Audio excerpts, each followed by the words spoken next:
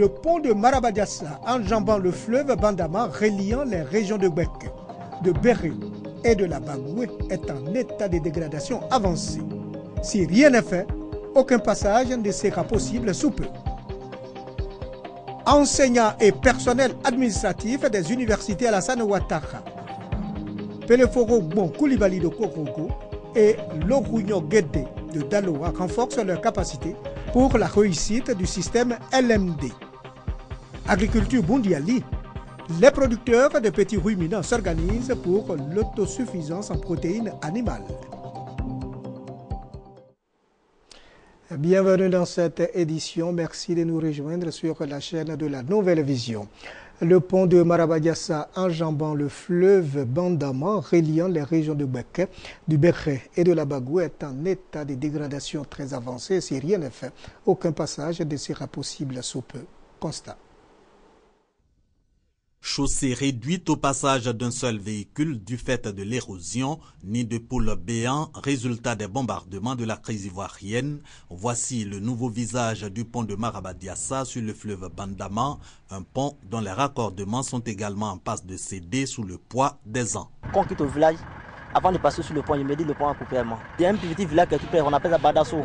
Voilà, avant d'arriver là-bas, on prie beaucoup pour qu'on puisse traverser le pont. Ce pont est en train d'inquiéter. Si rien n'est fait pour ce pont, c'est sûr que la saison pluvieuse prochaine, on n'aura plus de pont entre, Marabadiassa et Bouandougou. Le pont de Marabadiassa est en état de dégradation. Il relie pourtant la région de Gbeke à celle du Béré, du Ouorodougou et de la Bagoué, des zones économiquement aussi importantes pour le pays.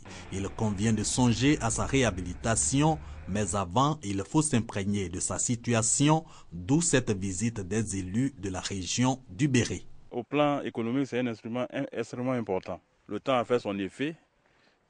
Ces quelques fissures se sont transformées en cratères et nous avons voulu vraiment interpeller les pouvoirs en place pour que quelque chose soit fait. Moi, à Marandala et Sarala, je pense au goudron.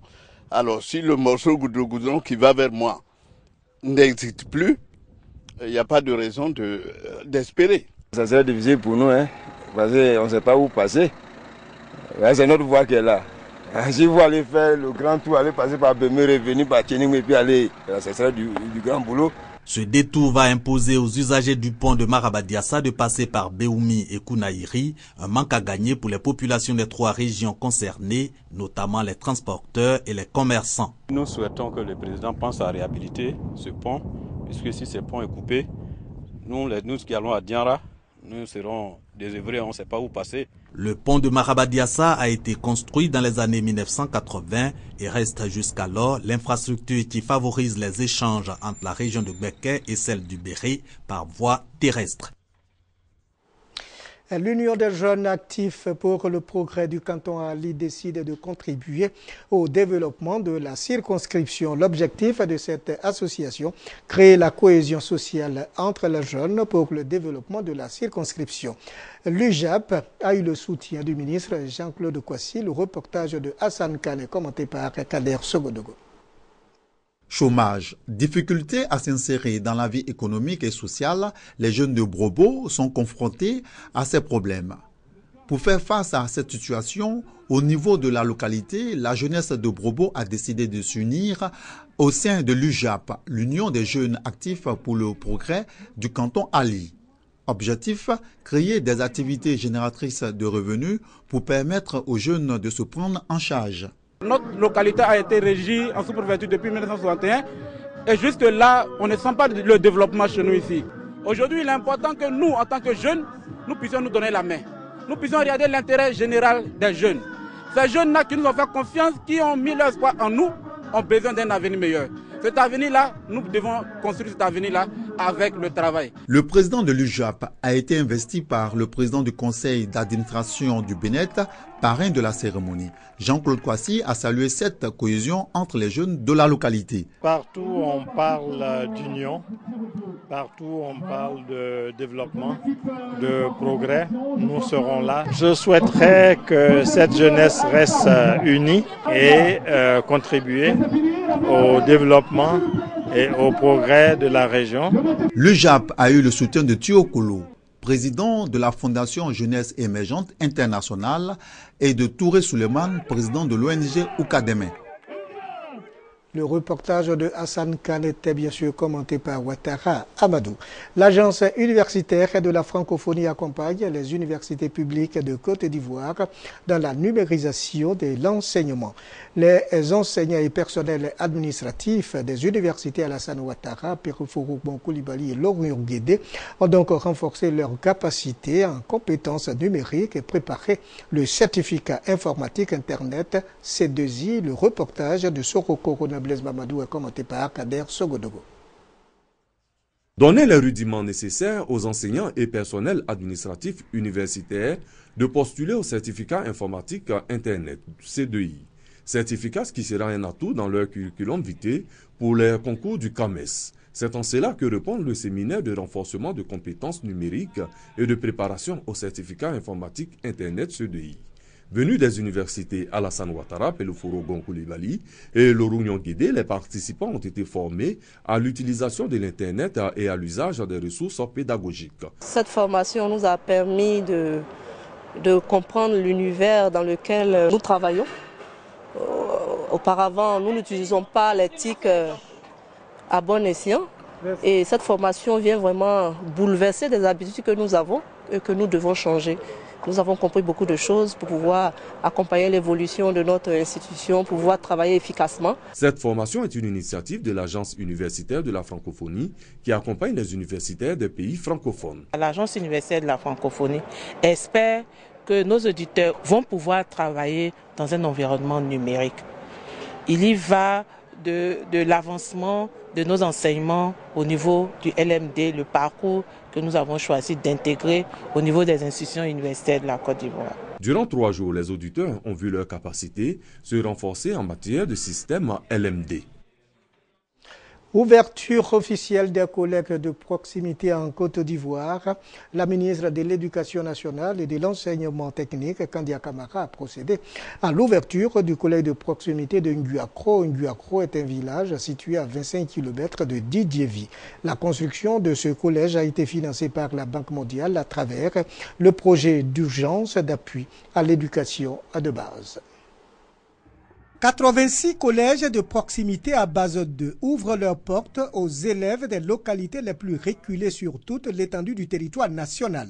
Nguakro, village situé à 25 km de Didievi, vient de bénéficier de son collège de proximité. Cette ouverture marque par la même occasion la cérémonie inaugurale des 86 nouveaux collèges de proximité. C'est un établissement flambant neuf et équipé qui a été offert aux populations de Nguakro et des villages environnants. Sa construction a été financée par la Banque mondiale à travers le projet d'urgence d'appui à l'éducation de base. Par cet événement, il s'agit de célébrer l'éducation, moteur du développement de tout pays.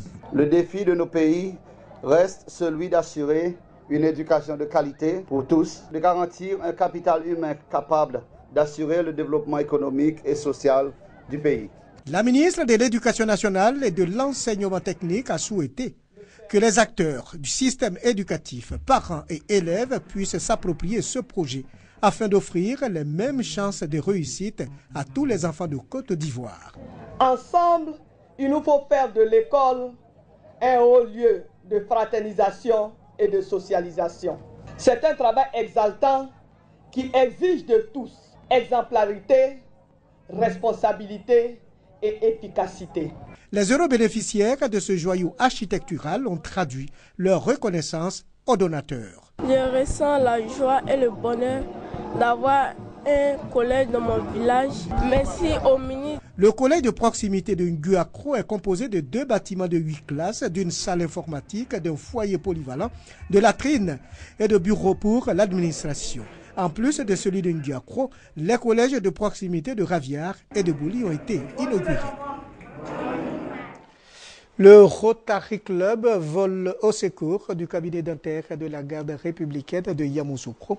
1 500 000 francs, c'est le montant destiné à l'achat de médicaments de première nécessité pour les patients démunis du cabinet dentaire. Les précisions avec notre reporter Kader Sogodogo. Ouvert en 1990, le cabinet dentaire du groupement 2 de la garde républicaine de Yamoussoukro reçoit en moyenne 25 à 45 patients par jour, ce qui représente 70% de fréquentation dans ce département. Avec 2 fauteuils dentaires et 3 dentistes, ce cabinet essaie tant bien que mal de remplir sa mission, celle de permettre à l'appareil dentaire de jouer son rôle, mordre, mâcher et sourire. Malheureusement, de nombreux patients civils, souvent démunis, n'arrivent pas à s'offrir les médicaments de première nécessité. D'où cette action sociale du Rotary, la remise d'un chèque de 1 500 000 francs CFA. Considérez que c'est symbolique. Le chèque, il vient du cœur. Il vient du cœur et je suis certaine que le partenariat entre votre structure et notre association se renforcera davantage sous diverses formes. Un soutien financier salué par le premier responsable de la garde républicaine de Yamoussoukro. Je voudrais sincèrement vous remercier, Madame le gouverneur, et toute votre délégation pour ce geste, pour cet acte. Et cela nous va droit au cœur. Sachez que les portes du groupement vous sont ouvertes à tout moment. Si vous avez besoin de nous, vous pouvez frapper à notre porte, on va vous les ouvrir. Cette remise des chèques est la première action sociale du Rotary à l'endroit de la garde républicaine de Yamoussoukro. D'autres gestes sont prévus dans les mois à venir, ont rassuré les responsables du Rotary. Dans le domaine de l'agriculture, la Côte d'Ivoire ne couvre pas ses besoins en protéines animales. Les producteurs des petits ruminants réunis au sein de la Fédération nationale des producteurs de bovins de Côte d'Ivoire se mettent ensemble pour l'autosuffisance en protéines animales. La production nationale de bovins est estimée à plus de 1 500 000 têtes de bœufs par an. Cette production ne couvre que 24% de la consommation nationale. Le déficit des 75% est comblé par les importations. Pour relever le défi de l'autosuffisance en viande bovine, les éleveurs et producteurs de Côte d'Ivoire ont décidé d'organiser le secteur. Ils viennent de mettre en place la Fédération nationale des producteurs de bovins de Côte d'Ivoire, FENAPROPSI. Cette fédération aura pour mission de répondre aux besoins de production et aux conflits agriculteurs-éleveurs. Les objectifs pour cette mise en place, c'est le développement de l'élevage dans son ensemble. Développer l'élevage dans le secteur et puis faciliter le métier aux exerçants, c'est-à-dire les éleveurs. La section de la région de la Bagoué a été officiellement installée. Cette section va s'atteler à recenser les bouviers et producteurs et les couloirs de transhumance dans les départements de Boundiali, Kouto et Tengrela. Au cours de la cérémonie d'installation, les autorités locales ont encouragé l'initiative des acteurs de la filière bétail. Elles ont engagé les producteurs et bouviers à moderniser les cheptels pour une production de qualité et de quantité. La Fédération nationale des producteurs de bovins de Côte d'Ivoire entend installer une section dans toutes les régions de la Côte d'Ivoire. 4e journée Ligue 1 au stade de la Paix de Bouaké, le Denguélé Diodéné et le stade d'Abidjan se sont quittés sur le score de parité, 1 but partout. Résumé. Stade de la Paix de Bouaké. Le Denguélé Diodéné reçoit le stade d'Abidjan pour le compte de la 4e journée de la Ligue 1. La première mi-temps a vu une nette domination du Denguélé. L'équipe d'Odiéné s'est procuré de meilleures occasions de but. Cependant, les attaquants ont fait preuve de maladresse. De la reprise de la deuxième mi-temps, le Denguélé met le pied à l'étrier. À la 51e minute, les violets blancs du Denguélé d'Odiéné bénéficient d'un penalty. Yesongesan, commis à la tâche, exécute parfaitement la sentence. Les visiteurs, piqués au vif par cette réalisation, multiplient les assauts. Et à la 65e minute, sur une action bien menée, Koulibaly Choualio du stade bat le portier du Denguélé d'Odiéné. 1 but partout. Ce sera le score final de cette rencontre entre le Denguélé d'Odiéné et le stade d'Abidjan au stade de la Paix de Bouaké. Merci de nous avoir suivis. Fin de cette édition. Au revoir et à la semaine prochaine.